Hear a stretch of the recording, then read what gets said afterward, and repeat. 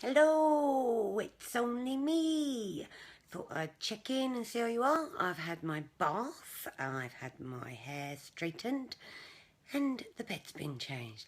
And Binky Boo's had a nice bath and a new bow. Say hello, Binky. No? There you go. There you go. Isn't she beautiful? So, how are we all feeling this afternoon? I'm feeling a bit fed up. Been on my own for most of the day, but I am dressed. Well, I'm not dressed. That's not true. I'm in my jammies. But I've put a bit of makeup on because Martin's been out all weekend pretty much with shopping and working. So I thought I'd make a little bit of an effort. It's not too much, is it? No, it's all right. And later I shall get him to put some of my summer body on, which is brilliant because it's like fake tan, which I was addicted to for years, but it's like a tinted moisturiser kind of thing.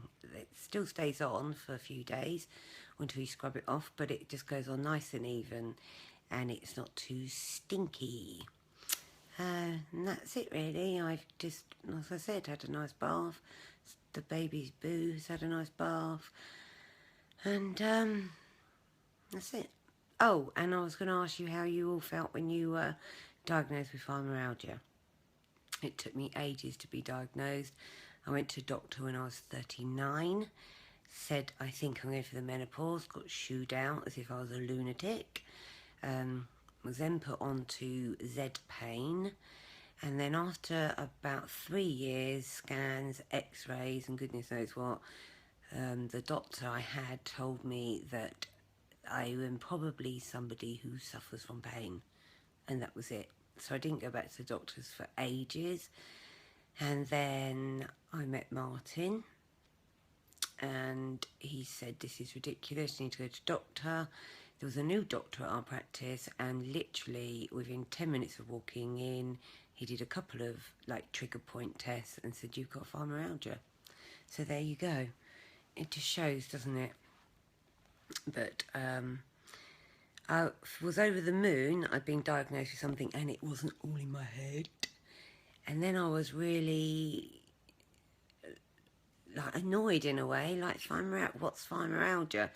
And then nobody else knows what it is and they ask you, what's that then? Or my mum would say things like, bless her heart, go for a nice walk, you'll feel a lot better.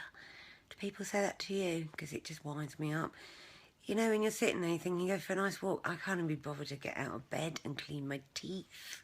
I don't want to go for a walk. So anyway, yeah, leave some comments. Come and talk to me.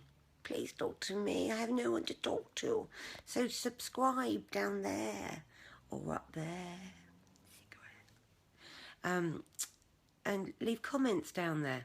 And let's talk about this bloody horrible thing that we've all got in common. We don't have to talk about that.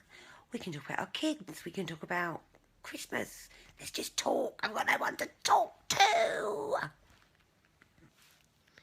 Oh, and by the way, when I said to you just a minute ago that I went to the doctors and said, I think I'll go through the menopause, which took bloody months, even though they're looking at me as if I'm a lunatic, a student nurse who just happened to be in the doctor's room on this particular day said, why don't we try this blood test, whatever blood test it was. And literally by the end of that day or whenever it was, so it was literally within 24 hours or 48 hours, I got a phone call to say, yes, actually you are going through the menopause. Brilliant. Someone HRT as well. So I started an early menopause, which I'm absolutely convinced is brought on with stress and all that, but that's another story, i.e. divorce, being homeless, single mum with 3 children, and other various things. But if we get to know each other better, maybe I'll tell you all about it on one of our lovely chats. See you soon. Bye.